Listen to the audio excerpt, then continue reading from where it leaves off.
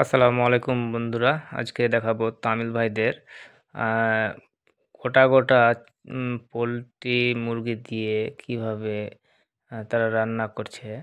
এখন দেখছি যে সব পাগুলোকে কেটে ফেলে দিল, এবার ওর নাড়ি ভুড়ি সব বের করে রেখে দিল। এবার আদা, এগুলো হলুদটাকে মিশ্রণ করে বেটে দিল। এদিকে পা কাটা চলছে।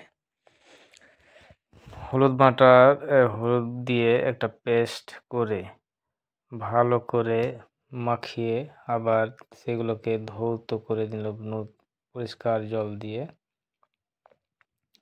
এবার মশলা বাটা পেস্ট রেডি।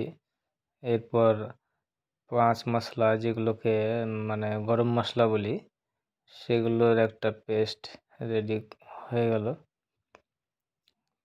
তারপরে এগুলোকে আদাগুলোকে ছিলে, তারপর টমেটো কেটে কেটে এবার আগুনের জন্য, রান্নার জন্য প্রস্তুতি তৈরি করেছে। যেটা লকড়ি দিয়ে প্রথমে তেল দেওয়া হলো, তেলটাকে ভালো করে গরম করে তারপরে পেঁয়াজ কাটা দিয়ে, তারপরে টমেটো দিয়ে এটাকে ভালো করে ভেজে, তারপরে ধনিয়া পাতা, তারপরে আদা বাটা, আদার পেস্ট যেটা, তারপরে হলুদ বাটার পেস্ট, তারপরে দই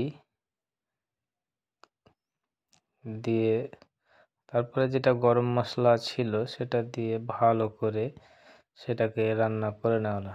তারপর কয়েক লিটার জল দেওয়ার পরে লবণ দেওয়া হলো, ভালো করে সেটাকে সেদ্ধ করে একটা ভালো গ্রেভিতে পরিণত হয়ে গেল। তারপর গোটা গোটা মুরগিগুলোকে তাতে দিয়ে এবার সিদ্ধ করতে হবে। ভালো করে নাড়া দিয়ে যাতে মশলাগুলো ভেতরে ঢুকে যায়, তলে না লাগে। এবার চাল মানে ভিজিয়ে রেখেছিল, সেটা চাল এবার তাতে দেওয়া হলো। দেওয়া এবার ঢাকনা দিয়ে ঢেকে প্রায় আধ ঘন্টা মতো রেখে ওপরে লকড়ি দেওয়ার মানে হলো যে যেটা বাষ্প হয়, বাষ্পটা যাতে থালা দিয়ে চুয়ে আবার ভাতে না পড়ে। এবার দেখতে পাচ্ছেন যে রেডি হয়ে গেছে।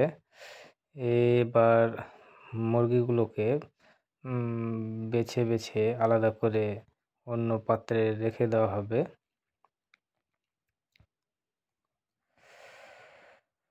এই দেখতে পাচ্ছেন যে বিরিয়ানি রেডি হয়ে গেছে। এবার মুরগিগুলোকে বেছে আলাদা করে অন্য পাত্রে নিয়ে আসা হলো।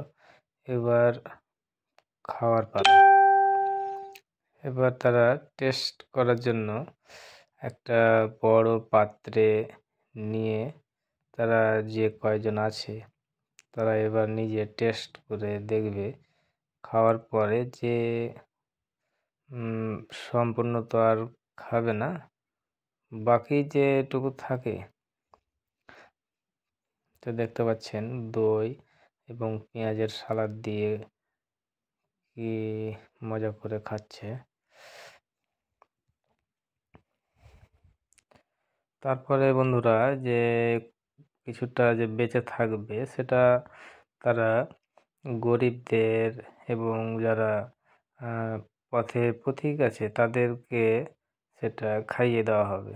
তারা বলছে যে মানে খুব সুন্দর রান্না হয়েছে। এবার দেখতে পাচ্ছেন যে বাকিগুলোকে মানে যারা